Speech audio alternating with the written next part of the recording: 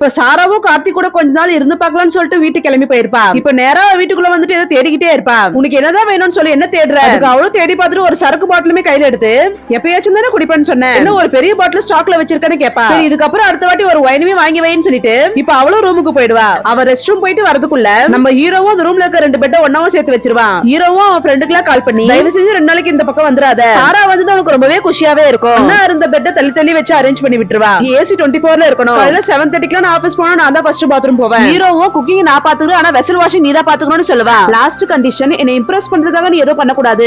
நீயா இரு, நான் நானா இருக்கேன். சரின்னு சொல்லிட்டு இப்ப 2 பேருமே தூங்கறதுக்காக படுத்துருவாங்க. நீ கொரட்டை அடிப்பியான்னு கேப்பா. லைட்டா சவுண்ட் இருந்தாலுமே தூக்கம் வராது. நம்ம ஹீரோவும் சேச்சா எனக்கு அதெல்லாம் வராதுன்னு சொல்லுவா. லாஸ்ட்ல பார்த்தா அவ கொரட்டை அடிக்க ஆரம்பிச்சிருவா. அடுத்த நாள் காலையில நான் தான் ஃபர்ஸ்ட் குளிப்பேன்னு சொன்னவ இப்ப அலாரத்தை ஆஃப் பண்ணி மறுபடியும் தூங்கிட்டே இருப்பா. இப்ப அவனுக்குமே ஆபீஸ்க்கு லேட் ஆயிடும். ஒரு வழியா அவளுமே ஆபீஸ் கிளம்பி போயிடுவா. அன்னைக்கு நைட்டு ஹீரோவும் அவளுக்காக டின்னர்லாம் சூப்பரா ப்ரிப்பேர் பண்ணி அவளுக்காக வெயிட் பண்ணி கால் பண்ணி பாப்பா. நான் இங்க ஒரு பார்ட்டிக்கு வந்திருக்கேன், நான் வீட்டுக்கு லேட்டா தான் வருவேன்னு சொல்லுவா. இப்ப சாராவும் நைட்டு வீட்டுக்கு வந்துட்டு நமக்காக அவன் நிறைய குக் பண்ணி வச்சிருக்கான்னு பார்த்ததும் அவளுக்கு ரொம்ப ஒரு மாதிரி ஆயிடும். இப்ப அவனை எழுப்பிட்டு 2 பேருமே சாப்பிட ஆரம்பிச்சிருவாங்க.